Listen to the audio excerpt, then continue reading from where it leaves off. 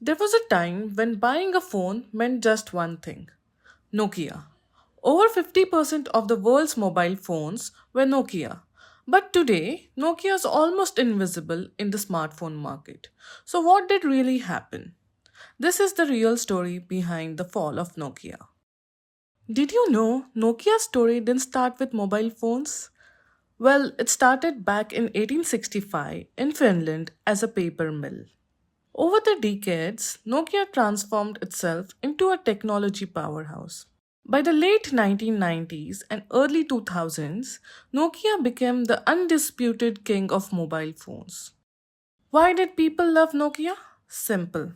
Phones were strong, battery life lasted days, simple buttons, almost impossible to break. Nokia didn't just sell phones, it became a symbol of reliability. By 2007, Nokia was selling hundreds of millions of phones every year. At that moment, Nokia wasn't just a brand, it was the mobile phone industry. At its peak, Nokia had the largest global distribution, strong relationships with telecom companies, and its own operating system, Symbian. Internally, Nokia believed if it's not broken, don't fix it. Touchscreen phones existed, but Nokia believed people wanted buttons. And then everything changed. Mistake 1: ignoring the smartphone revolution. In 2007, Apple launched the iPhone, and Nokia didn't take it seriously. They believed touchscreens were just a trend and Symbian was good enough. Meanwhile, Apple changed how people felt about phones.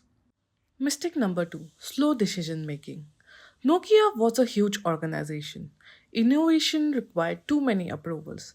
By the time Nokia reacted, Android had already entered the market. Where speed mattered, Nokia moved slowly. Mistake number 3: software was never the priority. Nokia focused heavily on hardware, but smartphones were no longer about hardware alone. They were about apps, user experience, and ecosystem.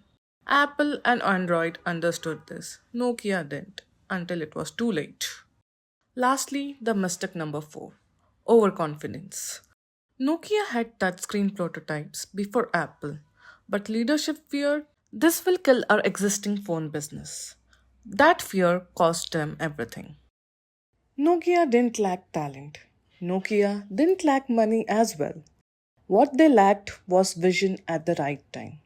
They could have partnered early with Android, killed Symbian faster, built a developer ecosystem, and put users' experience before legacy systems. Instead, they protected the past and lost the future. That's it for today's episode of Rise, Fall, and Lessons by BVM Digital Media. Stay tuned for the next episode.